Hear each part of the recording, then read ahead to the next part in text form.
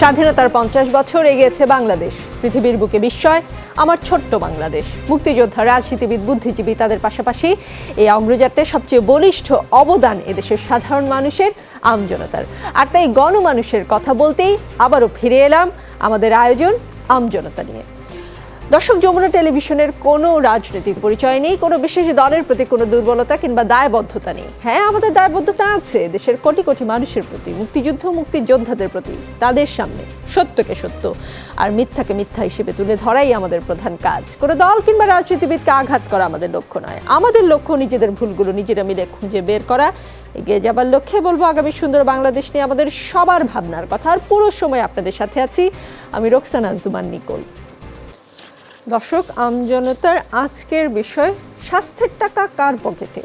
আমাদের সঙ্গে আছেন এম এ মান্নান এমপি, মাননীয় পরিকল্পনা মন্ত্রী। তার কাছে আমি শুরুতেই জানতে চাই 2020 সালের সেপ্টেম্বর থেকে অক্টোবর পর্যন্ত স্বাস্থ্য ও পরিবার কল্যাণ মন্ত্রণালয়ের স্বাস্থ্যসেবা বিভাগের আওতাধীন 15টি করোনা ডেডিকেটেড হাসপাতালের উপর করা কমপ্লায়েন্স নিরীক্ষা প্রতিবেদনে দেখা যাচ্ছে নানা অনিয়মের কারণে ওই সময় সরকারের আর্থিক ক্ষতি হয়েছে 30 কোটি টাকা।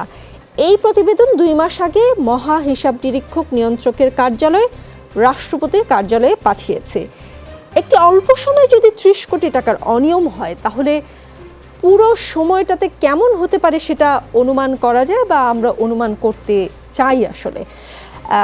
পুরো সময়কালের হিসাব নিকেশ করে অনিয়মকারীদের বিচার হবে কিনা মাননীয় পরিকল্পনা মন্ত্রী? ধন্যবাদ। আমি দুঃখিত, আপনার কথাটা একটু মানে গা বলে আসছিল। মোটামুটি ধারণা আমি যেটা ধরতে পারলাম যে স্বাস্থ্য মন্ত্রণালয়ে 30 কোটি টাকার একটি অপচয় বা সম্বন্ধে সিএনডিজি অফিস থেকে রিপোর্ট করা হয়েছে। এইটার সম্বন্ধে আপনি বোধহয় আমার কিছু মন্তব্য চাচ্ছেন। আমি পরিষ্কার আপনার কথাটা ভালো ধরতে পারি না, আমার হয়তো ব্যর্থতা, এটা জানি না। আমি তাহলে প্রশ্নটা করি, আপনি যেহেতু জানেন কোন রিপোর্টটা নিয়ে আমি কথা বলছি, আমার প্রশ্নটা ছিল যে অল্প একটু সময়ে যদি 30 কোটি টাকা অপচয় হয়, তাহলে এত বড় সময়ে তো অনেক টাকা আরো খরচ হয়েছে। আমরা তো শুধু একটা মাসের অপচয়ের হিসাবটা পেলাম, তাহলে এই পুরো সময়ে কি পরিমাণ অপচয়, দুর্নীতি বা চুরি যদি বলি হয়েছে, সেটা হিসাব নিকেশ করে যারা দায়ী তাদের শাস্তির ব্যবস্থা করবে কিনা এই সরকার? ধন্যবাদ আপনাকে। এখন মোটামুটি বুঝতে পারছি আনুপাতিক হারে এই সময়ে এত হলো, সুতরাং পুরো সময়ে কত গুণ বেশি হবে। স্বাভাবিক অঙ্ক এটা, এবং আপনাদের এই যে সংশয় বা আপনাদের যে ধারণাটা, এটা আমি কোনো চ্যালেঞ্জ করছি না। আমি যেটা আমার বলার এখানে, যে এই বিষয়টা তো ধরুন আপনাদের জানা, আপনারা তৈরি হয়ে এসছেন। আমি স্বাস্থ্য মন্ত্রণালয়ের দায়িত্বপ্রাপ্ত মন্ত্রীও নই এবং ওখানে কাজও করি না, সুতরাং আমার তথ্যগুলো স্কেচি। তবু আমি একজন ব্যক্তি হিসাবে বা সরকারের একজন সদস্য হিসেবে আপনাকে এইটা বলতে পারি যে অপচয় বা দুর্নীতি বা এই ধরনের টাকা পয়সার যে ইয়ে হওয়া, মানে ক্ষতি হওয়া, এগুলো মোটেও গ্রহণযোগ্য নয়। এইগুলা আমরা প্রমোট করার প্রশ্নই উঠে না বা সমর্থন করার প্রশ্নই উঠে না। বিধি বিধান আছে, আইন কানুন আছে। সবচেয়ে বড় আইন এই বিষয়ে সিএনডিজি, যার কথা আপনি বললেন, যিনি সাংবিধানিকভাবে দায়িত্ব এটা দেখা এবং রিপোর্ট করা, এবং পাবলিক অ্যাকাউন্টস কমিটি মহান সংসদে আছে, তারাও দেখেন। এবং স্বাস্থ্য মন্ত্রণালয়ের নিজস্ব ইন্টারনাল অডিট হয়, ইন্টারনাল তারা খোঁজখবর রাখেন। যেগুলা আমাদের নজরে আসে, আমরা সেগুলোকে আইন অনুযায়ী আমরা অ্যাড্রেস করি। এখানে এই আইন অনুযায়ী কেন বললাম, আপনার আমার ধারণা আইন সম্বন্ধে অবশ্যই আছে, কিন্তু যারা সরকারে কর্মচারী বা কর্মকর্তা আছেন, তাদের আচরণ সম্বন্ধে, সে দুর্নীতি হোক বা আধা দুর্নীতি হোক বা পুরা হোক, সুনির্দিষ্ট আইন আছে। তাকে আমি অন্য কোনো আইনে তাকে আমি এখানে আনতে পারছি না। তাকে পাবলিক সার্ভেন্টস কন্ডাক্ট রুলস একটা আছে সরকারের, এই অনুযায়ী তাকে অ্যাড্রেস করতে হবে, সেই অনুযায়ী আমরা করি। এছাড়া দুদক তো আপনি জানেন, সবাই জানে, বাংলাদেশে একটি অ্যাক্টিভ অর্গানাইজেশন আছে, তারাও নিজস্ব খোঁজ খবর নিতে পারেন। নানা দিক থেকেই কিন্তু আমাদের অ্যাপ্রোচ আছে। সুতরাং আপনার মূল কথা ফিরে যায়, বেশি সময় নেওয়া ঠিক হবে না। কোনো দুর্নীতি, কোনো অপচয় গ্রহণযোগ্য নয়। তবে এইটা হয়, আমরা স্বীকার করি। তবে আপনি যেভাবে সরলভাবে 10 টাকায় 1 টাকা হয়েছে, সুতরাং 1 লাখ টাকায় 10,000 হবে, এইটা সব সময় এইভাবে নাও হতে পারে। বেশ কম হতে পারে। সেইটা অনুধাবন করার জন্য আপনাকে আমি বিনীত অনুরোধ করবো। এই পর্যায় পর্যন্ত আমি এইটুকুই বলবো যে ইয়েস, আমরা এগুলাকে অ্যাড্রেস করব। আমাদের আইন কানুনের আওতায় সুনির্দিষ্ট আইন আছে, সেই আইনগুলো আমরা অ্যাপ্লাই করছি এবং করব। মাননীয় পরিকল্পনা মন্ত্রী, আমি ঐকিক নিয়মে অঙ্ক তখনই করব না যখন আমি পুরো করোনাকালীন সময়ের রিপোর্টটি হাতে পাবো। যদি আমি দেখি যে এইরকম মহা হিসাব নিরীক্ষক নিয়ন্ত্রকের কার্যালয় থেকে পুরো সময়টার একটা হিসাব এসেছে, শুধু 1 মাসের নয়, তখন আমি নিশ্চয়ই একদম সলিড যে হিসাবটা কত কোটি টাকা আসলে স্বাস্থ্য খাত থেকে কি বলবো চলে গিয়েছে হিসাব ছাড়া, এটা তো আমাদের টাকা, জনগণের টাকা, কাজে হিসাবটা আমরা জেনে বুঝে নিতে চাই। এখন আমি আপনাকে যে প্রশ্নটা করব যে গত জুনে জাতীয় সংসদের বাজেট অধিবেশনে স্বাস্থ্যমন্ত্রী জাহিদ মালিকের পদত্যাগের দাবি ওঠে, বেশ কয়েকজন সাংসদ পদত্যাগের দাবি করেন। জবাবে স্বাস্থ্যমন্ত্রী বলেছিলেন ঢালাওভাবে অভিযোগ দিলে তো চলবে না, কিন্তু এবার তো ঢালাওভাবে অভিযোগ আসলে হলো না, অভিযোগের প্রমাণ সহ আমাদের হাতে এসেছে। এখন তাহলে আমি যদিও এই প্রশ্নের উত্তর আপনার দেওয়ার কথা না, আপনি শুরুতেই বলেছেন, আপনি নিজের অবস্থান ব্যাখ্যা করেছেন, আমিও আমাদের অবস্থান আসলে ব্যাখ্যা করতে চাই এই কারণে যে আমরা নানান সময় স্বাস্থ্যমন্ত্রী থেকে স্বাস্থ্য মন্ত্রণালয়ের বিভিন্ন মানুষকে সরাসরি কথা বলবার জন্য ডাকি, কিন্তু কখনোই আমরা আসলে কাউকে পাই না। শুধুমাত্র সংবাদ সম্মেলন ছাড়া আসলে তাদের পক্ষ থেকে আমরা কোনো ধরনের কোনো তথ্য পাই না, সেটা একতরফা হয়। আমাদেরও তো কিছু প্রশ্ন থাকে, কাজে আমরা বিভিন্ন সময় সরকারের গুরুত্বপূর্ণ ব্যক্তিদের ডেকে এনে স্বাস্থ্য মন্ত্রণালয় সম্পর্কে জানতে চাই, কারণ এখন করোনা মহামারীকালীন সময়, এ সময় আসলে আমাদের জানবার এবং বুঝবার অধিকার আছে। যে প্রশ্নটি আপনার কাছে আমার ছিল যে এবার তো অভিযোগ স্পষ্ট, তাহলে এবার স্বাস্থ্যমন্ত্রী আপনার একজন সহকর্মী, তিনি কি বলবেন বা তার বিরুদ্ধে বা তার ক্ষেত্রে আসলে সরকার থেকে কি ধরনের ব্যবস্থা নেওয়া হবে? ধন্যবাদ। যেহেতু গণতন্ত্র দেশে আছে, সংসদ আছে, একটি পাওয়ারফুল প্রেস যেখানে আপনি একজন সদস্য, আপনারা আছেন, দিনরাত আপনারা কাজ করছেন, নানা দিক থেকে আমাদের উপরে মানে সরকারের উপরে স্ক্রুটিনি আছে। সরকার বলতে আমার মিনিস্ট্রি হোক, স্বাস্থ্য মন্ত্রণালয় হোক বা সড়ক মন্ত্রণালয় হোক, আমাদের উপরে সার্বক্ষণিক 4 দিক থেকে নজরদারি আছে এবং সেইটাই উচিত, সেইটাই গণতন্ত্রের মূল কথা। এবং আপনি নিজে বললেন যে মহান সংসদে এবং অন্যত্র অনেক ইম্পর্টেন্ট ব্যক্তিবর্গ বিভিন্ন সুনির্দিষ্ট প্রস্তাব করেছেন, দাবি করেছেন যে অমুক থাকা ঠিক নয়, অনু দায়িত্ব ভালোভাবে পালন করছেন না, তার প্রতি তাদের আস্থা নেই, এইগুলো সবই আমরা শুনেছি। তবে এখানে সমস্যাটা একটাই হলো, এইভাবে ঢালাওভাবে পুরো তথ্যকে পিক আপ করে যদি আমি এইটা দেখার দায়িত্বপ্রাপ্ত মন্ত্রী হই, দুর্নীতির দেখার দায়িত্বপ্রাপ্ত মন্ত্রী হই, অথবা দুর্নীতি দমন কমিশনের কেউ হই, এইভাবে কোনো কথা নিয়ে আমি বিচার শুরু করতে পারবো না। খুবই গুরুত্বপূর্ণ কথা, কিন্তু আমার সুনির্দিষ্ট কাগজপত্রে অভিযোগ যদি আসে ওই প্রয়োজনীয় প্রমাণ সহ অবশ্যই, অতি অবশ্যই এটা দেখা হবে এবং দেখা হয়ও, এইটা আমি বলতে চাই আপনাকে। আর কোনো ব্যক্তির আচরণ, আমার সহকর্মী তিনি যেই হন, তার আচরণ মন্তব্য, এই বিষয়ে আমি মন্তব্য করা এটা অসৌজন্যমূলক, আমার পক্ষে সম্ভব নয় এবং আমি করবো না। এটা আমাদের কালচারে নেই, কোনো কালচারে পৃথিবীতে এইভাবে করা হয় না। আমি আবার বলছি, স্পেসিফিক কোনো অভিযোগ আসলে অবশ্যই সরকারে এটা দেখার ডিপার্টমেন্ট আছে, দায়িত্বপ্রাপ্ত ব্যক্তিরা আছেন, তারা দেখবেন। সেখানে যদি দেখা না হয়, আপনারা তো আছেনই, আপনারা পুনরায় এটা তুলে ধরবেন। কন্টিনিউয়াস ভিজিলেন্স, সার্বক্ষণিক চাপই গণতন্ত্রের মূল কথা, সেটা আপনারা খুব ভালোভাবে পালন করছেন, আমরা আপনাদেরকে সাধুবাদ জানাই। ধন্যবাদ। সেই জন্য আপনাকেও ধন্যবাদ যে আপনি অন্য কারো হয়ে উত্তর দিচ্ছেন। আমাদের সঙ্গে সৈয়দ মোয়াজ্জেম হোসেন আলাল আছেন, যুগ্ম মহাসচিব বিএনপি। তার কাছে আমি জানতে চাই সুনির্দিষ্ট অভিযোগ বলতে আসলে কি বোঝায়, কি হলে আসলে সুনির্দিষ্ট অভিযোগ হিসেবে ধরা যায়, কোনো উদাহরণ যদি আপনার কাছে থাকে। সুনির্দিষ্ট অভিযোগ বলতে ধন্যবাদ আপনাকে এবং সম্মানিত সহ আলোচকদেরকে, দর্শক শ্রোতা যারা আছেন সবাইকে। আমরা একটা কঠিন দুঃসময় পার করছি। এ সময় সুনির্দিষ্ট অভিযোগের তো স্বাস্থ্য খাতে বিশেষ করে পাহাড় জমে গেছে। কারণ আমাদের নিশ্চয়ই মনে আছে যে স্বাস্থ্যমন্ত্রী গত বছর ডেঙ্গুর প্রাদুর্ভাবের সময় অনকল প্রাইম মিনিস্টারের ডাকের ভিত্তিতে তিনি মালয়েশিয়া থেকে এসে সংবাদ সম্মেলনে বললেন যে এত মানুষ মারা যায় সাপের কামড়ে, এত মানুষ মারা যায় পানিতে ডুবে, এত মানুষ মারা যায় রোড অ্যাক্সিডেন্টে, আপনারা শুধু ডেঙ্গু নিয়ে এত প্রশ্ন করছেন কেন? সেই স্বাস্থ্যমন্ত্রী ওই ঢালাও অভিযোগের কথাটা জাতীয় সংসদে বলেছেন। এখন আপনি যে রেফারেন্স গুলো আজকে দিয়েছেন এগুলো সব সরকারি প্রতিষ্ঠানের বা সাংবিধানিক প্রতিষ্ঠানের তথ্য। এটা নিয়ে প্রশ্ন তোলার সুযোগ কম, যদিও আওয়ামী লীগের অনেক দায়িত্বশীল লোকেরাই তোলেন। কিন্তু বাংলাদেশ মেডিকেল অ্যাসোসিয়েশন, যেটা বিএমএ, স্বাস্থ্য খাতের সঙ্গে যারা অঙ্গাঙ্গিভাবে জড়িত, সেই বিএমএর যিনি মহাসচিব, তিনি ছোট্ট করে বলেছেন যে কর্তা ব্যক্তিরা শুধু বলে চলেছেন তদন্ত প্রক্রিয়াধীন আছে। 1.5 বছরের বেশি সময় একজনেরও শাস্তির নজির দেখতে পেলাম না।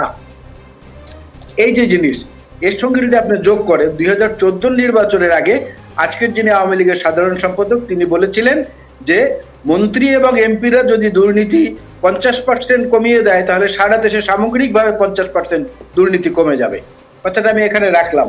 আর যেটা মাননীয় মন্ত্রী সাহেব এখন যেটা বললেন সে প্রসঙ্গে আমি যেটা বলতে চাই, সেটাও একটি আন্তর্জাতিক ক্ষেত্রের তথ্য। সেই তথ্যটা হচ্ছে এরকম যে মিলেনিয়াম ডেভেলপমেন্ট গোল যেটা, বা মিলেনিয়াম ডেভেলপমেন্ট গোল্ডের যে চ্যালেঞ্জগুলো আমরা ফেস করছি আজকে উন্নয়নশীল দেশ থেকে আমরা উন্নত দেশে পরিণত হওয়ার, মধ্যম স্তরের দেশে পরিণত হওয়ার দিকে যাচ্ছি। সেই সময়টায় আপনার আমাদের যে সূচক, আমাদের যে সার্বিক সূচক, যেটা আমাদের জয়েন্ট সেক্রেটারি এক্সটার্নাল রিসোর্সেস ডিভিশনের ইউএসএ উইং এর যিনি জয়েন্ট সেক্রেটারি কবির আহমেদ সাহেব, উনি বলছেন, কোট আনকোট ওনার কথাটাই আমি বলছি, দুর্নীতি, রাজনৈতিক অধিকার, জমির অধিকার ও প্রাপ্যতা, নিয়ন্ত্রক সংস্থাগুলোর কার্যকারিতা, তথ্যের স্বাধীনতা, স্বাস্থ্য খাতে সরকারি ব্যয়, বেসামরিক ব্যক্তির নাগরিক স্বাধীনতা, রাজস্ব নীতি সহ বাংলাদেশে 2020-21 এমসিসি অর্থাৎ মিলেনিয়াম চ্যালেঞ্জ কর্পোরেশনের যে স্ট্যাটিস্টিক্স, সেই অনুযায়ী বাংলাদেশে এটা সূচক কমে 13তে নেমেছে, যেটা আগের বছরে ছিল 12, তার আগের বছরে ছিল 11। এর থেকে আপনি বোঝেন নেন এর মধ্যে স্বাস্থ্য খাতের কথাও রয়েছে। এটা কিন্তু ইআরডি এক্সটার্নাল রিসার্চ ডিভিশনের ইউএসএ উইং এর যিনি জয়েন্ট সেক্রেটারি তিনি বলছেন। এর সঙ্গে একটা কথা আমি বলতে চাই মাননীয় মন্ত্রীকে উদ্দেশ্য করে, যে এখন যে অবস্থাটা সারা দেশে করোনার যে অবস্থা, এই সময় ওই যে লেবু একটা খুব গুরুত্বপূর্ণ জিনিস। এক লেবুওয়ালা একটা 6 তলা বিল্ডিং এর সামনে এসে দাঁড়িয়ে চিৎকার করে করে বলেছে, এই লেবু, এই লেবু। 6 তলায় একজন প্রভাবশালী মহিলা থাকতেন, যিনি খুব সমাজে প্রভাবশালী। তিনি সঙ্গে সঙ্গে 999-এ ফোন করলেন, পুলিশ চলে এলো, পুলিশ এসে লেবুওয়ালাকে গ্রেফতার করলো। এই বেটা তুই ইফটিজিং করছিস? বললো, হুজুর আমি ইফটিজিং করলাম কোথায়, আমি তো পেটের ক্ষুধায় অস্থির, আমার পরিবারকে খাওয়াবো এই লেবু বিক্রি করে নিয়ে। এই তুই এখানে দাঁড়িয়ে দাঁড়িয়ে বলছিস I love you, I love you. ও বলে না না আমি তো তা বলি না, আমি বলেছি এই লেবু, এই লেবু। এখন আমরা কথা বললে সরকারের দায়িত্বশীল কিছু লোকেরা এই লেবুকে আই লাভ ইউ বলে মনে করে ইফটিজিং। আসলে তা না, জাতীয় দুর্যোগের কারণেই কথাগুলো বলা, এগুলো সমালোচনা করা না, আক্রমণের জন্যও না। আন্তরিকতার যে ব্যাপারটি, সেই ব্যাপারটি যদি মান্নান ভাই কলিগ একজন মন্ত্রী তিনি অনুভব না করেন, এরকম ঘটনা তো আমরা দেখেছি। মান্নান ভাই জেলারই তার বিভাগের আরেকজন মন্ত্রী ছিলেন নুরুল ইসলাম নাহিদ, তিনি তো একবার শিক্ষকদেরকে, শিক্ষা মন্ত্রণালয়ের অফিসারদেরকে বললেন যে আপনারা দুর্নীতি করেন তবে একটু রয়ে সয়ে করবেন। এমন কথা আমরা শুনেছি না? শুনেছি তো এমন কথা। আগের অর্থমন্ত্রী আব্দুল মুহিত সাহেব বলেছেন না যে আমার এলাকায় অনেক এমপিরা আছেন চুরি চামারি দুর্নীতি করে এমন করেছেন যে নিরপেক্ষ নির্বাচন হলে তারা আর হতে পারবেন না। ব্যাংকের টাকা লোপাটের ব্যাপারেও তিনি জাতীয় সংসদে বলেছেন যে আমার এই তদন্তগুলো সম্পন্ন করতে প্রধান বাধা আমার দলের প্রভাবশালী লোকেরা। সেই বাধা দূর করতে না পারলে কোনো রেফারেন্স, কোনো অজুহাত, কোনো জিরো টলারেন্স এই স্লোগানে কাজ হবে না। বাস্তবে দেখাতে হবে, দেখালে মানুষ বিশ্বাস করবে, মানুষ তখন সহযোগিতা করার জন্য প্রস্তুত থাকবে। জি, সৈয়দ মোয়াজ্জেম হোসেন আলাল একটা কথা বলেছেন, সেই রিয়াকশনেরই বাকি কিছুটা আমি বলতে চাই। এম এ মান্নান এমপি আপনাকে, মাননীয় পরিকল্পনা মন্ত্রী, বিএমএ মহাসচিব আরেকটা কথা বলেছেন। বিএমএ মহাসচিব অধ্যাপক ইহতেশামুল হক চৌধুরী গণমাধ্যমকে বলেছেন যে কোনো জবাবদিহি নেই বলেই মহামারী কালেও কিছু মানুষ দুর্নীতি করতে পারছে। বিষয়টা কি আসলে এই রকম পরিকল্পনা মন্ত্রী, যে কোনো ধরনের জবাবদিহিতা নেই? না হলে বিএমএ মহাসচিবের মতন এই রকম একজন লোক কেন এই কথা বলবেন? কোন ক্ষোভ থেকে বলেছেন তিনি এই কথা? ধন্যবাদ। জনাব আলালের কথাগুলো পরিষ্কার বুঝেছি, চমৎকার। আমি দুর্ভাগ্য আপনার কথাগুলো কেন জানি টেকনিক্যাল কোনো কারণ হয়তো একটু ভেঙে ভেঙে আসছে। একটি বিএমএ সংস্থার একজন ব্যক্তির কিছু মন্তব্য আপনি তুলে ধরেছেন। এর আগে আমি জনাব আলালের চমৎকার বক্তব্যের কিছু একটা কথা বলতে চাই। সূচকের কথা বললেন, আমাদেরই কোনো অফিসারের কোট করলেন যে সে এই ফিগারগুলো দিয়েছে, ভালো করেছে। অফিসার যদি ডকুমেন্ট থেকে দিয়ে থাকে তাকে, সেটা পাবলিক সার্ভেন্ট হিসাবে আমাদের সরকারের উদারতা, ওপেননেস তারই একটা প্রমাণ। এক পয়েন্ট নেমে গেছি, এক পয়েন্ট উপরে উঠে গেছি, এইগুলো হচ্ছে মোর ইম্পর্টেন্ট হলো জনগণের জানার অধিকার। জনাব আলালের জানার অধিকার, তাদের কাছে বলেছে আমাদের অফিসার, কবিরটাকে নাম বললেন, জয়েন্ট সেক্রেটারি, আই অ্যাপ্রিশিয়েট, এটা আর দেখা দরকার। তিনি খুব মজার কয়েকটা অ্যানেকডোট বললেন, এটা অত্যন্ত গভীর একটা বড় বিষয়। এগুলো চুটকি সূচক গল্প, লেবুর গল্প, তারপরে কে বললেন যে ভাই খাও কিন্তু রয়ে সয়ে খাও। আমরা এই কালচারে এগুলা রাজনীতিতে আমরা বলি, উনি তো আমার চেয়ে অনেক পাকা ঝাড়ু রাজনীতিবিদ।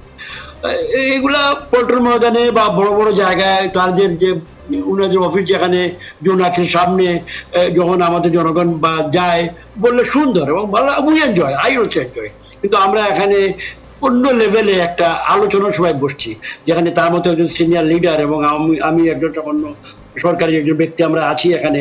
আমাদের আলোচনাটা হবে আরো সুনির্দিষ্ট এবং স্পেসিফিক। এই গল্প টল্প দিয়ে চুটকি দিয়ে বিচার করা ঠিক হবে না। আমি আলাল অত্যন্ত সম্মানিত মানুষ, অ্যাডভোকেটও, তিনি কিন্তু অন্যায় নন, এই যে রেগুলার প্র্যাকটিসিং অ্যাডভোকেট। আমি তাকে অনুরোধ করবো যে এই দিয়ে বলা ঠিক হবে না। কারণ যদি আমরা এই ধরনের অ্যানেকডোটস বা চুটকি খুঁজি, সারা জীবন, সারা দেশে, সারা সকল সমাজে আমরা পাবো। এই কদিন আগে মার্কিন যুক্তরাষ্ট্রের যে মহামান্য এক প্রেসিডেন্ট ছিলেন, তার সম্বন্ধে কত ধরনের চুটকি সকাল সন্ধ্যা শুনেছি। তাই বলে কি এটা মার্কিন গণতন্ত্র ভেঙে গেল, শেষ হয়ে গেল? এগুলা ঠিক নয়। Let us be serious. এই জিনিসটা অত্যন্ত সিরিয়াস ম্যাটার।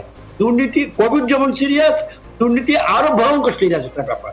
কোভিড না হয় আমরা আশা করছি আজ না হয় কাল যাবে, জ্বালিয়ে যাচ্ছে, কষ্ট দিচ্ছে, কিন্তু দুর্নীতি আমাদের সমাজে, আমাদের কালচারে, যেখানে ওনারাও অংশীদার, ইকুয়াল অংশীদার as much as we are, ওনারাও শাসন কাজে ছিলেন, তাদের সময়ও অনেক দুর্নীতির ঘটনা হয়েছে, মামলা মোকদ্দমা হয়েছে, অনেকগুলো হয় নাই। এগুলো টানাটানি করে সময় নষ্ট করবো না, জয়েন্টলি কাজ করে এইটাকে আমাদের মোকাবিলা করতে হবে। এবং মোকাবিলা করার একমাত্র পথ হলো, বক্তৃতাবাজি করতে পারি বাইরে, কিন্তু আইনের প্রয়োগ করতে হবে ঠান্ডা মাথায়।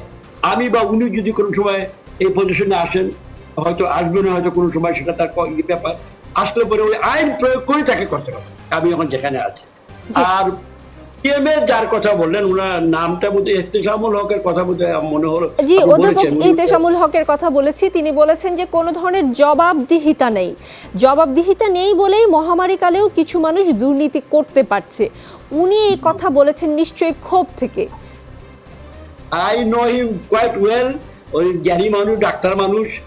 জবাবদিহিতা নেই বলে দুর্নীতি করে এটা আমি মনে হয় না।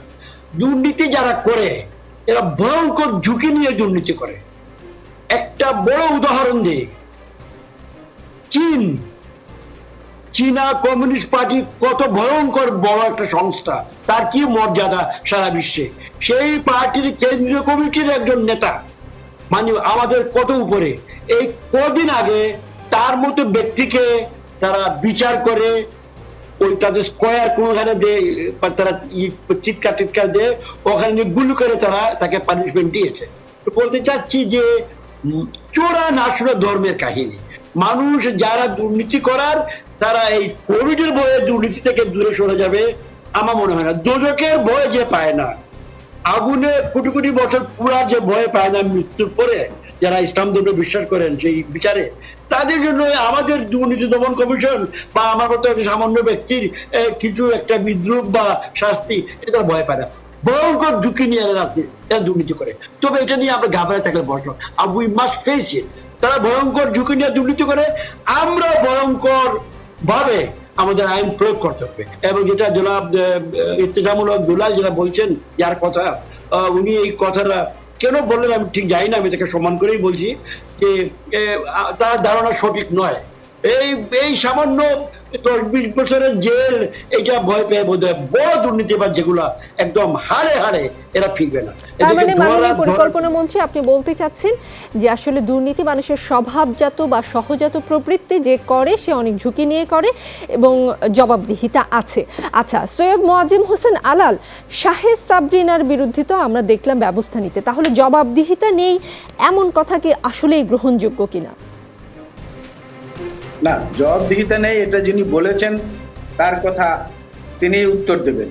মান্নান ভাই যে চায়নার উদাহরণটা দিলেন, চায়নায় হচ্ছে একদলীয় সিস্টেম, যেটা বাকশালের সময় ছিল সেইটা একদলীয় সিস্টেম। আমাদের এখানে তো মাল্টি পার্টি ডেমোক্রেসি এবং আমাদের এখানে unitary form of government, Westminster সিস্টেমে আমাদের গভর্নমেন্ট চলে। এইখানে কিন্তু জাতীয় সংসদে মান্নান ভাইয়ের বা পরিকল্পনা মন্ত্রী সাহেবের ব্যর্থতা মানে গোটা মন্ত্রিসভার ব্যর্থতা, গোটা মন্ত্রিসভা কিন্তু দায়বদ্ধ।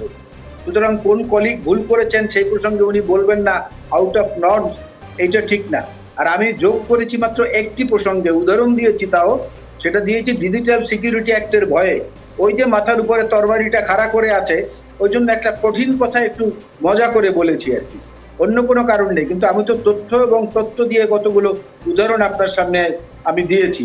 আপনি বলেন ওই স্বাস্থ্য খাতের মিঠু চক্রকে আমরা ধরতে পেরেছি? স্বাস্থ্য খাতের মান্নানকে আমরা ধরতে পেরেছি? আমরা কি সেই একজন ড্রাইভারকে যে ধরেছি তার বিচারের কোনো প্রক্রিয়া এখন পর্যন্ত শুরু হয়েছে?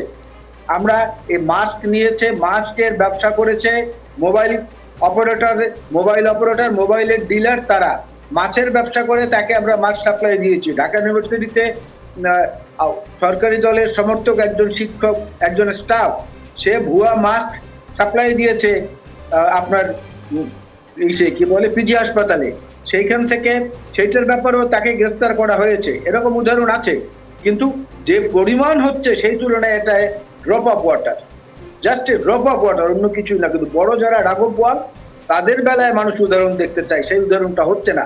কারণ আপনি দেখেন এই যে অপচয় যেগুলো হচ্ছে সেটাও তো এক ধরনের দুর্নীতি। সেই যে বসুন্ধরায় যে হাসপাতাল হলো, কয়েক হাজার বেডের হাসপাতাল, কোথায় গেল? সরকারের তো টাকা গেছে সেইখানে। তারপরে এই যে ডিএনসিটি মার্কেটে এখন যেটা হচ্ছে, ওখানে যেটা হয়েছিল কোথায় গেল?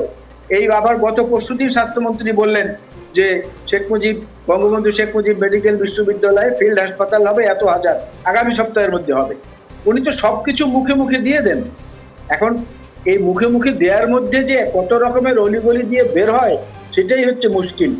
4 জন অফিসাররা যারা এই কাজগুলো করেন, 4 জন অফিসার, 4 জন সচিব, মুক্তিযুদ্ধের স্লোগানধারী এই সরকারের 4 জন সচিব ভুয়া মুক্তিযোদ্ধা সার্টিফিকেট দিয়ে অতিরিক্ত সময় চাকরি করে সমস্ত সুযোগ সুবিধা নিয়ে তারপরে অবসরে গেছেন। একটা তদন্ত পর্যন্ত হয় না তাদের নাম।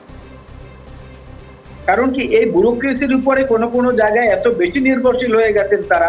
আজকে শুধু এইটা না, আজকে আপনি দেখেন, এটা তো বললাম বিএম এর কথা, আজকে আপনি দেখেন পত্রিকায় আছে প্রকৌশল, যারা প্রকৌশলীদের যে সংগঠন ইঞ্জিনিয়ারদের, তারা বলেছে যে প্রধানমন্ত্রীর ওই আশ্রয়ন প্রকল্প যদি ইঞ্জিনিয়ারদের মাধ্যমে গ্রহণ করা হতো তাহলে আজকের এই লেজে গোবর অবস্থা হতো না। এরপর থেকে যেন এই ধরনের প্রকল্প প্রকৌশলীদের মাধ্যমে করা হয়।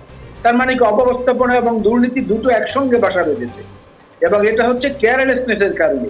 এই কেয়ারলেসনেসটাকে বাড়াতে হলে কেয়ারফুল থাকতে হবে। সেই জায়গাটায় সেই কেয়ারফুল থাকার ব্যাপারে যেটা করণীয় সেই প্রচেষ্টাটাই এখন জোরদার করা উচিত। তার মানে আপনি সৈয়দ মোয়াজ্জেম হোসেন আলাল বলছেন কেয়ারলেস হওয়ার কারণে এই ধরনের ঘটনা ঘটছে, আরও বেশি শক্তপোক্ত হাতে এইসব দুর্নীতি দমন করা উচিত। আমাদের সঙ্গে আছেন অধ্যাপক ডাক্তার এম এ আজিজ, মহাসচিব, স্বাধীনতা চিকিৎসক পরিষদ, সাচিব। অধ্যাপক ডাক্তার এম এ আজিজ, সাচিব সভাপতি ইকবাল আর্সনাল একটি পত্রিকাকে বলেছেন যে কোভিডের মতো জরুরি পরিস্থিতিতে কেনাকাটায় কিছু ইচ্ছাকৃত, কিছু অনিচ্ছাকৃত অনিয়ম হয়েছে, তবে প্রভাব বিস্তারের ঘটনাও আছে। সিমেন্টের ব্যবসায়ী যখন ব্যক্তিগত সুরক্ষা সামগ্রী মানে পিপিএ সরবরাহের কাজ পেল, তখন কাজদাতার কাছে এর কারণ জানতে চাইলাম, জবাব পেলাম মন্ত্রণালয়ের চাপে তিনি বাধ্য হয়েছেন। তিনি বলেন যে যারা বাধ্য করেছেন তারা কিন্তু বিলায়ের মতো মুখ মুছে ফেলেন, মাঝখানে ফেসে যান চিকিৎসকরা। এটা এই যে ডাক্তার এম এ আজিজ সভাপতি সাহেব বললেন যে চিকিৎসকরা ফেসে যান, তাহলে চিকিৎসকরা সরব প্রতিবাদ কেন করেন না? অন্যায় সহ্য করাও তো এক ধরনের অপরাধ। ধন্যবাদ আপনাকে। দেখুন, আজকের যে টপিকস, এই দুর্নীতির ব্যাপারে আমরা আলোচক বৃন্দ যারা আছি এই ব্যাপারে সবাই একমত। এই দুর্নীতির বিরুদ্ধে আমরা সবাই আলোচনার বিষয় হলো যে সরকারের আজকে সরকারের সেটার দুর্নীতির প্রশ্রয় দিচ্ছে কিনা, সরকারের পলিসি কি, গভর্নমেন্ট অ্যাকশন নিচ্ছে কিনা, এটা আসলে দেখার ব্যাপার। ডক্টর ইকবাল আরসালান সাহেব যেটা বলেছেন, এটা প্রফেশনাল লিডার হিসেবে ওনার প্রফেশনের সাথে যারা জড়িত, এই কেনাকাটার সাথে জড়িত প্রতিষ্ঠানের, তাদের একটা দৃষ্টিভঙ্গি তুলে ধরেছেন। দেখুন, ওনার সিনারিওটা যে মিথ্যা তা বলবো না, তবে আমি মনে করি যে আমরা মনে করি যে গত 16 মাসে যদি আপনি করোনার সিচুয়েশনে হেলথ সেক্টরের অবস্থা দেখেন, সরকারের কেনাকাটার বিভিন্ন পদ্ধতি আছে, ওটিএম, ডিপিএম, কোটেশন সিস্টেম, ই টেন্ডারিং এবং দুর্যোগ মুহূর্তে বিশেষ ব্যবস্থায় কেনাকাটা, বিভিন্ন পদ্ধতি আছে। এবং এই দুর্যোগ প্রেক্ষাপটে আসলে অনেক ক্ষেত্রে বিশেষ পদ্ধতিতে কেনাকাটা হয়েছে। এটা যথাযথ কর্তৃপক্ষের অনুমতি নিয়েই করা হয়েছে। কিন্তু এই দুর্নীতি আমাদের দেশে না, সব দেশে আছে। এই দুর্নীতির কম বেশি দুর্নীতি সব জায়গায় আছে, উন্নয়ন যেখানে আছে এখানে কম বেশি সব দেশে উন্নত অনুন্নত থার্ড ওয়ার্ল্ডের সব জায়গায় আছে। কিন্তু আমরা যদি এই বাংলাদেশের অবস্থা প্রেক্ষাপট চিন্তা করি, মাননীয় প্রধানমন্ত্রীর এই প্রথম থেকেই জিরো টলারেন্সের যে ঘোষণা এবং ওনার যে বাস্তবতা, এক সময় আমরা এই দুদকের কথাবার্তা, দুদককে নিয়ে অনেকে ব্যঙ্গ করতেও দেখেছি যে দন্তবিহীন বাঘ, কিন্তু এখন হলো বাস্তবতা।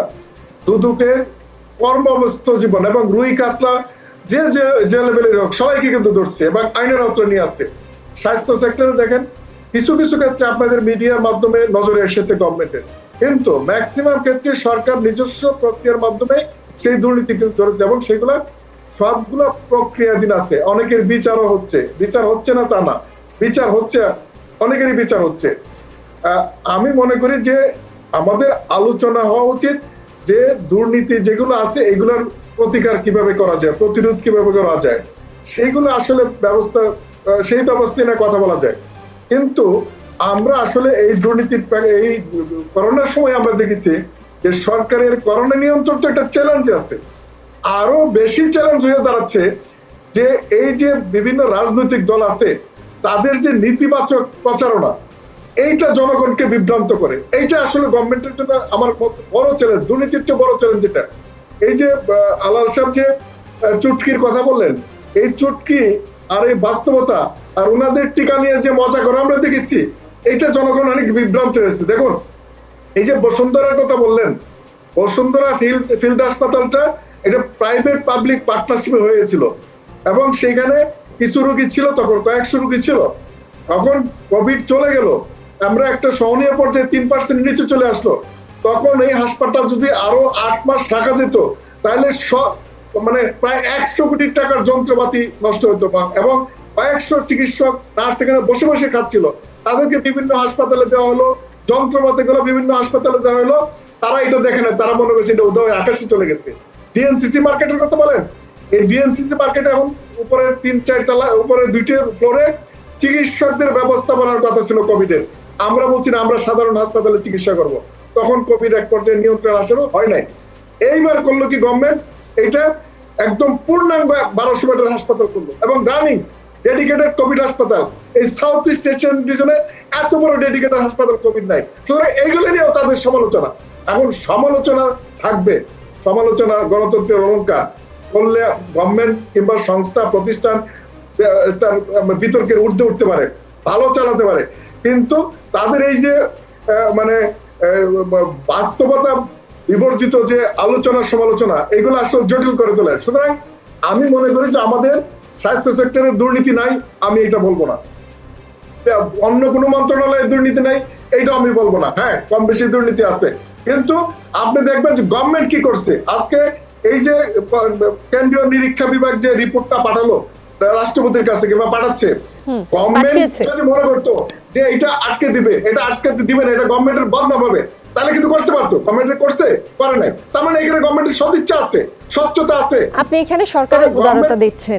অধ্যাপক ডাক্তার এম এ আজিজ, আপনাকে আমি যে প্রশ্নটা করেছিলাম, যদি সামান্যতম দুর্নীতিও হয় স্বাস্থ্য খাতে, সেটার ভুক্তভোগী কিন্তু চিকিৎসক, প্রথমে চিকিৎসক এবং তার পরবর্তী স্তরে থাকে রোগী।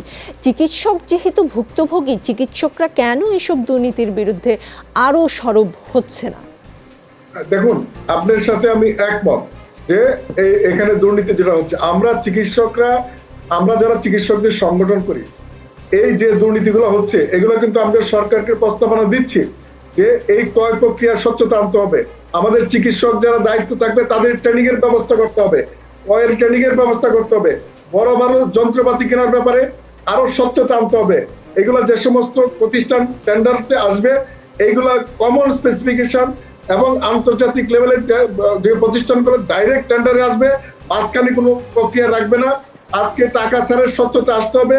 আজকে ঠিকাদারদের এবং আমলাতন্ত্রের মন্ত্রণালয়ের যে সিন্ডিকেট ভাঙতে হবে। আমরা কিন্তু এগুলো বলে আসছি। এখন রাস্তায় মিছিল করে বলা আর আমরা আমাদের সংগঠন থেকে সরকারের সাথে আলোচনা করা, এই দুইটা ভিন্ন জিনিস, ভিন্ন দৃষ্টিভঙ্গিতে এক একজন দেখবে। আমরা মনে করি আমরা সংগঠনের পক্ষ থেকে সরকারের সাথে এটা কথা বলছি এবং মাননীয় প্রধানমন্ত্রী এইবারের গভর্নমেন্ট আসার পর আগে উন্নয়ন হয়েছে এবং উন্নয়নের পাশাপাশি সুশাসনের কথা বলছেন এবং সুশাসন করতে চাচ্ছেন।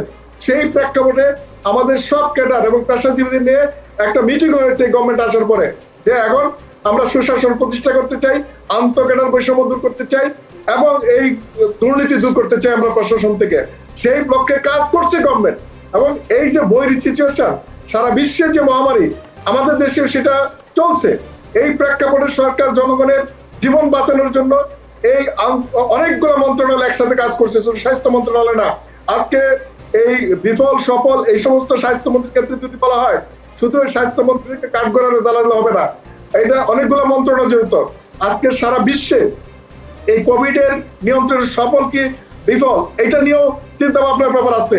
এই মহামারীকালে সফলতা কি ব্যর্থতা, এই চিন্তার সময় নয়। কিভাবে জনগণের যান বাঁচবে, চিকিৎসা হবে, প্রিভেন্ট করা যাবে, এইটা নিয়ে আলোচনার ব্যাপার। সুতরাং আমি মনে করি যে আমরা যখন আলোচনা সমালোচনা করব, স্পেসিফিক কোনো ব্যাপার নিয়ে এটা গুরুত্ব সহকারে আলোচনা করা উচিত, ডেপথে যাওয়া উচিত, এটা পাবলিক পারসেপশন কি হয় এটা দেখা উচিত এবং নিজের অবস্থান থেকে নিজের প্রতিষ্ঠান কিংবা সংগঠন, রাজনীতিবিদ কিংবা বুদ্ধিজীবী যে অবস্থানেই থাকুক কেন, আমলা মন্ত্রী, সেই অবস্থান থেকে ন্যাশনাল এক্সপেক্টে সেটা কতটা গুরুত্বপূর্ণ, কাজে লাগবে জনগণের, দেশের কাজে লাগবে, এই প্রেক্ষাপটে আলোচনা করা উচিত। আপনাকে জি জি জি সৈয়দ মুয়াজ্জেম হোসেন আলম খুব জ্ঞান গর্ভ বক্তব্য রেখেছেন ডাক্তার সাহেব। তো বাস্তবতা বিবর্জিত কোন কথাটা বলেছি আমাকে ধরিয়ে দিলে আমি ধন্য হতাম। আপনি দয়া করে বলেন বাস্তবতা বিবর্জিত কোন কথাটি আমি বলেছি সেটি একটু বলেন, আমি শিক্ষা গ্রহণ করি। মানুষের শেখার তো কোনো শেষ নাই। দেখুন এই যে বসুন্ধরা ফিল্ড হাসপাতালের কথা যে বললেন উদা হয়ে গেছে, কিভাবে উদা হলো এটা? এইখানে কয়েকশো নার্স চিকিৎসক ছিল, কোভিড হাসপাতালে কোনো রোগী নেই। সরকারি হাসপাতালে কোভিড শূন্য হয়ে গেছিল, বেসরকারি হাসপাতালে কোভিড ছিল, তখন সরকার এটা উঠায় নিয়ে আসছে, কারণ যন্ত্রপাতি নষ্ট হচ্ছে, এখানে বসে বসে ডাক্তার নার্সরা বেতন নিচ্ছে, সুতরাং তাদের অন্য হাসপাতালের সাধারণ রোগীরা সাফার করছে, নিয়ে আসছে। কোথাও হলো কেমনে? এটা তো পাবলিক প্রাইভেট পার্টনারশিপ, এটা তো সরকার ফিল্ডার সরকার করে নাই, সেখানে নিয়ে আসছে। কোথাও হলো কেমনে? এটা বাস্তবতা বিবেচিত হলো না। আপনার পাবলিক প্রাইভেট পার্টনারশিপ কি জিনিস? ওখানে আছে হাসপাতালটা, তাহলে ওখানে আছে, উদাও হয় না, তাই তো? ফিল্ড হাসপাতাল উদাও হয় না, ওখানে এখনো আছে। নাই ফিল্ড হাসপাতালের সংজ্ঞা কি? ফিল্ড হাসপাতাল হয় দুর্যোগ, মহামারী, যুদ্ধ, এই সমস্ত ক্ষেত্রে ফিল্ড হাসপাতাল হয়, সাময়িক হয়। ফিল্ড হাসপাতাল পার্মানেন্ট কোনো হাসপাতাল না, শোনা যাচ্ছে না। ফিল্ড হাসপাতালের সংজ্ঞা আপনি জানেন না। আমার মনে হয় আমরা বিরতির পর যদি এই আলোচনা কারো জবাব না, বিরতির আগে 10টা সেকেন্ড আমাকে একটু দেন। আচ্ছা 10 সেকেন্ডে দিতে পারবো সৈয়দ মুয়াজ্জেম হোসেন আলম। না 10 সেকেন্ড। আমি বিশাল অন্যায় করেছি, আমি হাওয়ার উপরে বলেছি, আমি মেনে নিলাম আজিজ ভাইয়ের কথা, কারণ উনি বিজ্ঞ মানুষ এবং এই সেক্টরের লোক, উনি বলেছেন। তো বাংলাদেশের একজন সাধারণ নাগরিক হিসাবে আমার তো সাংবিধানিক অধিকার এবং তথ্য জানার অধিকার, দুটো আইন এই দেশে আছে। আমাকে একটু দয়া করে আপনি বলবেন যে এখন পর্যন্ত কত ডোজ টিকা এসেছে, কত ডোজ দেওয়া হয়েছে এবং কত ডোজ নষ্ট হয়েছে। দর্শক দেখছেন আমজনতা, আমাদের সঙ্গে আছেন এম এ মান্নান এমপি, মাননীয় পরিকল্পনা মন্ত্রী। আরও কিছু বিষয় আপনার কাছ থেকে আমি পরিষ্কার হয়ে নিতে চাই। একনেক সভায় প্রধানমন্ত্রী বলেছেন সড়ক নির্মাণ ও সংস্কারের সময় ইউলিপ ও আন্ডারপাসে চলাচল যেন ব্যাহত না হয় সেদিকে নজর রাখার নির্দেশ দিয়েছেন মাননীয় প্রধানমন্ত্রী। তিনি বলেছেন যে নৌযান চলাচলের সুবিধার্থে 805টি নিচু সেতু ভেঙে উঁচু করে তৈরি করতে হবে। জোয়ার ভাটায় পানির উচ্চতা হ্রাস বৃদ্ধির বিষয়টিও খেয়াল রাখার তাগিদ এসেছে বৈঠক থেকে। প্রশ্ন হচ্ছে, এই সেতুগুলো নির্মাণের সময় কি তবে নৌ চলাচলের বিষয়টি পরিকল্পনায় রাখা হয়নি? আমাদের দেশে আসলে জোয়ার ভাটার বিষয়টি ক্যালকুলেশন না করে যদি সেতু নির্মাণ হয়, সেটা তো ইচ্ছাকৃত ভুলই বলা যায়। ধন্যবাদ। এই বিষয়টা তো আজকেই বিস্তারিত আলোচনা হয়েছে এবং আপনারা কভার করেছেন। যে চুম্বক কথাটা হলো, আমাদের মাননীয় প্রধানমন্ত্রী অত্যন্ত এইসব আলোচনায় তো অংশ নেয়নি, তিনি কিছু আরো সাধারণ মন্তব্য করেন যেগুলো খুব গুরুত্বপূর্ণ মন্তব্য, যেগুলা আখেরে ভালো, দেশের জন্য, অর্থনীতির জন্য ভালো। যেমন সড়কের ব্যাপারে তিনি বলেছেন যে আমাদের আগের কিছু সড়ক করেছিলাম আমরা, এখন যেখানে আমাদেরকে আন্ডারপাস, ওভারপাস, ইউ লুপ এগুলো করতে হচ্ছে, তখন কেন করা হলো না? অনেকে প্রশ্ন করেছিলেন আমাদের এই সবাই। আমাদের 30-40 বছর আগে যখন প্ল্যান করা হয়েছিল, তখন যে আমাদের আজকের অবস্থাটা, তখনকার যারা প্ল্যান করেছিলেন তারা মাথায় আনতে পারেন না, এটা সম্ভব না কোথাও। এই জন্য আমাদেরকে রিঅ্যাডজাস্ট করতে হচ্ছে। সেই সুবাদে তিনি মন্তব্য করেছেন যে আপনারা এখন যেগুলা সড়ক বানাবেন, দয়া করে এইটার আন্ডারপাস, ওভারপাস, জনগণের আসা যাওয়ার পথ, পানিধার, গাড়ি ঘোড়া চলার পথ, এইগুলা খেয়ালে রাখবেন, যাতে করে রোড বানিয়ে আসার পরপরই আমাদেরকে আবার আরেকটা প্রকল্প নিয়ে আসবেন যে এইগুলো বানাতে হবে, এইগুলো যেন না হয়। এইটা ছিল তার প্রধান বক্তব্য, যে রোড অ্যান্ড হাইওয়ে ডিপার্টমেন্টকে। আর যে আপনি বলেন যে অনেকগুলো সেতুর ব্যাপারে, এগুলা দক্ষিণাঞ্চলে কিছু সেতু প্রকল্প আলাপ ছিল গ্রামাঞ্চলে স্থানীয় সরকারের। গ্রামীণ খাল বা ছোট ছোট নদীতে ব্রিটিশ সময় পাকিস্তানের প্রথম যুগে করা লোহার পারাপার সেতু, এগুলা ইতিমধ্যে জং পড়ে, নষ্ট হয়ে, ভেঙ্গে, আধা ভেঙ্গে, দুর্বল হয়ে, কাত হয়ে, ব্যবহারযোগ্য অনেক ক্ষেত্রে নয়, বা দুই একটা কোনো মতো ব্যবহার করা হয়। এইগুলাকে রিপ্লেস করার জন্য স্থানীয় সরকার বিভাগ থেকে এটা প্রকল্প নিয়ে আসা হয়েছে, এই লোহার সেতুগুলা, নড়বড়েগুলা ভেঙে নতুন সেতু বানাবো। তখন তিনি বলছেন সাবধান, সেতু তো অবশ্যই বানাতে হবে, কিন্তু আপনারা জোয়ার ভাটার পানির লেভেল এগুলো মাথায় রাখবেন। জোয়ারের সময় পানি কোথায় উঠে, ভাটার সময় কোথায় নামে, এইটা আপনাদের রেকর্ড থাকা উচিত। কারণ নৌকা চলাচল অলসো ইম্পর্টেন্ট, খালি গাড়ি আর মানুষ চললে হবে না, নৌকা আমাদের অর্থনীতিতে বিরাট ভূমিকা আছে। তাই তিনি বলেছেন সড়ক বিভাগ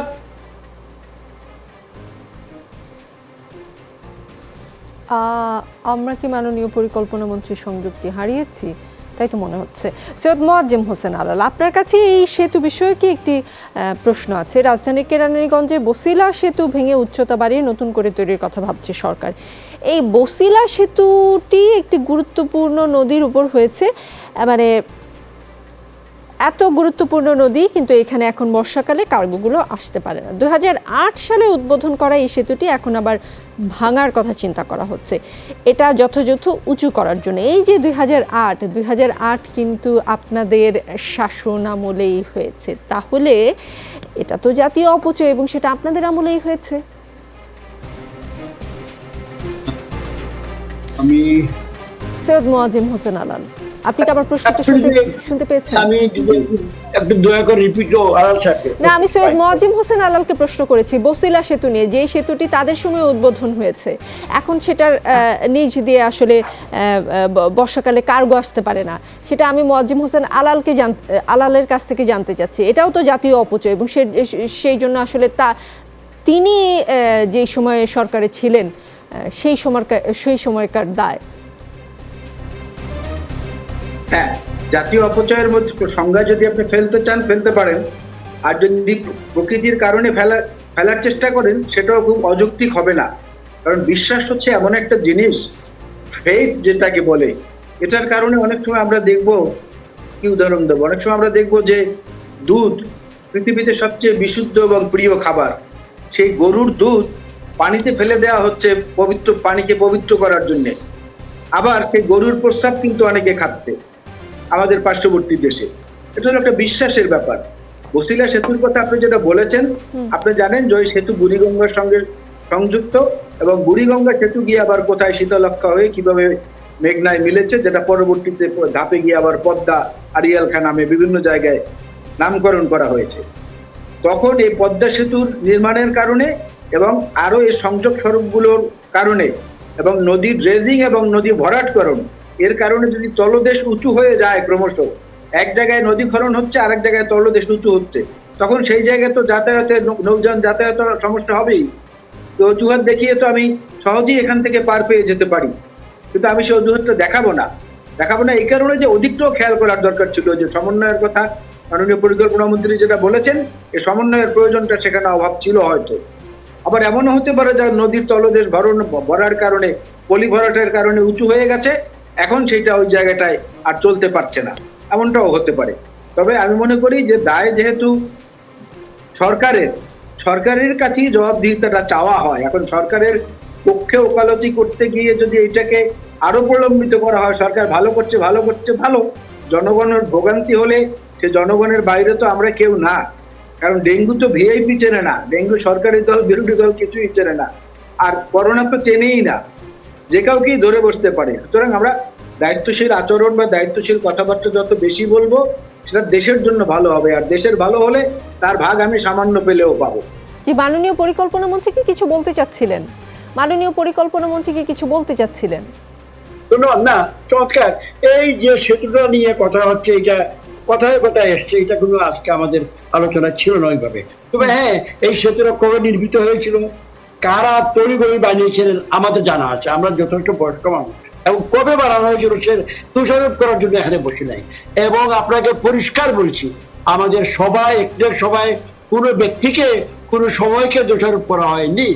আমাদের মাননীয় প্রধানমন্ত্রী বা আমাদের এত সময় নেই যে ওখানে মিটিংয়ে বসে খোঁজা বের করবো যে আলালের সময় এটা করা হয়েছে, সুতরাং আলাল সাহেবকে জিজ্ঞেস করো। নো, আমরা এটাকে ধরে নিয়েছি, প্রধানমন্ত্রী ধরে নিয়েছেন যে আমাদের দেশে হাজার নদীর দেশ, সাবধানে এখানে সেতু বানাতে হবে। That is the main instruction. অন্যান্য কথা কেন আপনারা পিক আপ করবেন এবং এইটা নিয়ে কেন আমরা তর্কাতর্কি করবো? তার মূল কথা হলো এই কাজগুলো আপনারা যারা করছেন, বাংলাদেশে নদীতে সেতু বানাবেন, সাবধানে বানাবেন, যাতে করে আমাদেরকে আবার দুদিন পরে না ভাঙতে হয়। কিছু সেতু যেগুলো ভাঙার কথা আমি বলছিলাম, যে লোহার সেতু, সেগুলো ভাঙতে হয়েছে নট পানির উঠে নামার জন্য নয়, এগুলা এদের জীবন শেষ পরিচা ধরে পড়ে নেরো সেতু এটা অব্যবহারযোগ্য হয়ে গেছে, এইটা সময়ের জন্য। আজকে যে আমরা বানাচ্ছি বিরাট সেতু, 50 বছর পরে এগুলো কোথায় যাবে তো বলতে পারবে? এটা নিত্য প্রবহমান, নিত্য পরিবর্তনশীল, এইভাবেই নিতে হবে এইটা, আর কিছু না। নিশ্চয়ই মাননীয় প্রধানমন্ত্রীর মতো আমরাও আসলে চাই যে জনগণের টাকা যেন অপচয় না হয়, যে কোনো স্থাপনা নির্মাণের আগে থেকেই যেন সেটা পরিকল্পনা করা হয়। আমি এখন সময় হয়ে থাকে, আমি তাই, আমাকে ধরেন, তবে ঢালা অভিযোগ নয়, সেটা আপনাদের সবারই অনুরোধ। অধ্যাপক ডাক্তার এম এ আজিজের কাছে আমি একটু যেতে চাই। সুনির্দিষ্ট, আরে আপনি উকিল মানুষ, অ্যাডভোকেট মানুষ, আইনের মানুষ, সাক্ষী সাবুত নিয়ে আসেন, বিচার করেন। বিচার তাড়াতাড়ি হয় না, বিচার সময় লাগে। আপনার তো মিলিটারি বিচার দেখে অভ্যস্ত, আপনি আলার ভাই আপনার মিলিটারি বিচার দেখে অভ্যস্ত, সেই মিলিটারি আইনের শাসন চান, সুশাসন চান, সহিষ্ণুতা লাগবে।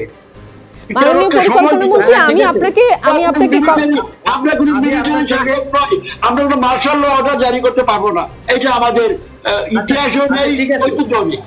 মাননীয় পরিকল্পনা মন্ত্রী, আপনাকে আমি আরো অনেকক্ষণ কথা বলতে দিতে চাই, কিন্তু আমার সময়ের একটা স্বল্পতা আছে। জি, সৈয়দ মুয়াজ্জেম হোসেন আলম, খুবই ছোট্ট করে আমি বলবো, খুবই ছোট্ট করে বলবো। মারান ভাই যে কথায় এর আগেও একদিন মিলিটারি শাসন বলে আমাকে কথা জানতে চেয়েছিল। মারান ভাই আমাকে আরো একদিন এর আগে একটা অনুষ্ঠানে মার্শাল লর কথা বলে ওটা দিয়েছিলেন। এই সর্বোচ্চ আদালতের বিচারও কিন্তু 5ম সংশোধনী, 8ম সংশোধনী এরশাদ সাহেবের এবং জিয়াউর রহমানের, তার অনেকগুলো অংশ রয়ে গেছে, হালাল করেছে আদালত, রয়ে গেছে। কিন্তু আপনি সহ আরো কয়েকজন অফিসার 1971-এ মুক্তিযুদ্ধ চলাকালীন সময় সিএসএস পরীক্ষায় অংশগ্রহণ করেছিলেন। আপনাদের অ্যাপয়েন্টমেন্টটা কিন্তু হয়েছে সামরিক সরকারের আমলে। সৈয়দ মোয়াজ্জেম হোসেন আলাল, আমার মনে হয় এবং মাননীয় পরিকল্পনা মন্ত্রী, আপনারা দুজনেই ভীষণ বিজ্ঞ লোক, কিন্তু আমার বোধহয় আজকের আলোচনার বিষয় এটা নয়। আমি একটু অধ্যাপক ডাক্তার এম এ আজিজের কাছে যেতে চাই এবং তার কাছ থেকে আপনি যে হিসাবটি চেয়েছিলেন সেই হিসাবটি দেওয়ার জন্য বোধহয় ডাক্তার এম এ আজিজ উন্মুখ হয়ে আছেন। ডাক্তার এম এ আজিজ, আমি বলছি এই পর্যন্ত আমাদের দেশে টিকা কত কিভাবে এসেছে সেটা বলছি। আমরা টিকা ক্রয় করেছি সেরাম ইনস্টিটিউটে 70 লাখ, সিনোফার্মতে 40 লাখ, কোভ্যাক্স থেকে আসছে 56 লাখ, উপহার হিসেবে সেরামতে আসছে 32 লাখ, চীন থেকে আসছে 11 লাখ, আর জাপান থেকে সর্বশেষ কোভ্যাক্স থেকে এসেছে 2,45,200। মোট 2,11,45,000 টিকা আমাদের দেশে এসেছে। আমাদের অ্যাস্ট্রাজেনেকার ফার্স্ট ডোজ দেওয়া হয়েছে 58,20,033, সেকেন্ড ডোজ দেওয়া হয়েছে 42,98,086টি। সিনোফার্মের প্রথম ডোজ দেওয়া হয়েছে 18,54,000, সেকেন্ড ডোজ দেওয়া হয়েছে 23,953টি। মডার্নার ফার্স্ট ডোজ দেওয়া হয়েছে 5,04,553টি। ফাইজারের ফার্স্ট ডোজ দেওয়া হয়েছে 5,235টি। এইগুলো টিকা এসেছে, আর আমি যেগুলো বললাম এই টিকার ডোজ দেওয়া হয়েছে। এই মুহূর্তে টিকা আমাদের এই ডিসেম্বর পর্যন্ত 21 কোটি টিকা আসার সম্ভাবনা নিশ্চিত, এবং কে কোন দেশ থেকে আসবে। আগামী বছর জুনে 7 কোটি টাকা জনসনের আসবে, যেগুলো সিঙ্গেল ডোজ, মানে 17.5 কোটি মানুষের টিকা নিয়ে গভর্নমেন্ট রুট ম্যাপ করেছে, এবং সেই প্রেক্ষাপটে ইউনিয়ন ওয়ার্ড লেভেল পর্যন্ত গণ টিকাদান কর্মসূচি এনআইডি নিয়ে সেখানে করা হবে, গ্রাম পর্যায়ে করা হবে, এবং অধিকাংশ লোকেই পেতে যাচ্ছে সেই হিসাবটি আপনি স্পষ্ট করলেন। অধ্যাপক ডাক্তার এম এ আজিজ, কত টিকা নষ্ট হয়েছে ওটা জানতে চাচ্ছিলাম। কত টিকা নষ্ট হয়েছে ছোট করে হিসাবের মধ্যে চলে আসবে নষ্টটা আপনি যারা জানতে চাচ্ছেন। শুনেন, পৃথিবীতে এই টিকা যখন যে দেশে দিবে একটা পার্সেন্টেজ নষ্ট, আপনি একটা অ্যাম্পল খুলবেন, এটার কিছু ডোজ নষ্ট হবে, এটা বাস্তবতা, এটা খুব নগণ্য, এটা বলার মতোই না। সেটার হিসাব নেই, তাই তো আমাদের কাছে ডাক্তার এম এ আজিজ, সেটার হিসাব কি আছে আমাদের কাছে? অবশ্যই আমার কাছে নাই, কিন্তু গভর্নমেন্টের কাছে আছে। আপনার কাছে আমার এই বিষয়ে আরেকটি প্রশ্ন, সেটা হচ্ছে সারা দেশে সরকারি হাসপাতালগুলোর চিকিৎসা ব্যবস্থা তদারকি এবং রোগী ও কর্মীদের সুবিধাগুলো নিশ্চিত করতে প্রতিটি সরকারি হাসপাতালে একটি করে হাসপাতাল ব্যবস্থাপনা কমিটি আছে। সংশ্লিষ্ট এলাকার মন্ত্রী সাংসদেরা এইসব কমিটির প্রধান, কিন্তু আমরা যতদূর জানতে পেরেছি এই কমিটির সভা 80% হাসপাতালে হয়ই না, যে 2-1টি হয়েছে সেখানে মন্ত্রী সাংসদেরা তাদের ব্যস্ততার কারণে উপস্থিত থাকতে পারেন না। এই মহামারী কালে যদি মন্ত্রী সাংসদেরা এইসব সভা করতে না পারেন, হাসপাতাল তদারকি সভায় উপস্থিত না থাকতে পারেন, তাহলে হাসপাতালগুলো নিশ্চয়ই সুষ্ঠু ব্যবস্থাপনার যে অভাব আমরা মাঝে মধ্যে দেখি, এটাও কি একটা কারণ না?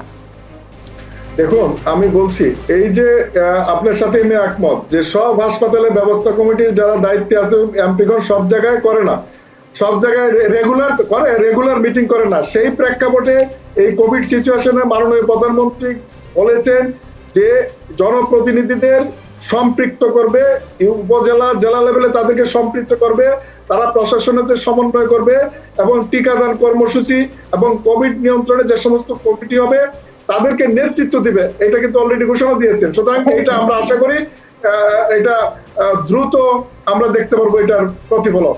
জি, নিশ্চয়ই। সবাইকে অনেক ধন্যবাদ আমার এই আমজনতা অনুষ্ঠানে অংশগ্রহণ করার জন্য। আমি আরও কথা বলতে দিতে পারলে সবাইকে নিশ্চয়ই আমারও ভালো লাগতো, কিন্তু সময় ফুরিয়ে গেছে। দর্শক, আমজনতার সঙ্গেই থাকুন। আমজনতার শক্তি, বড় শক্তি।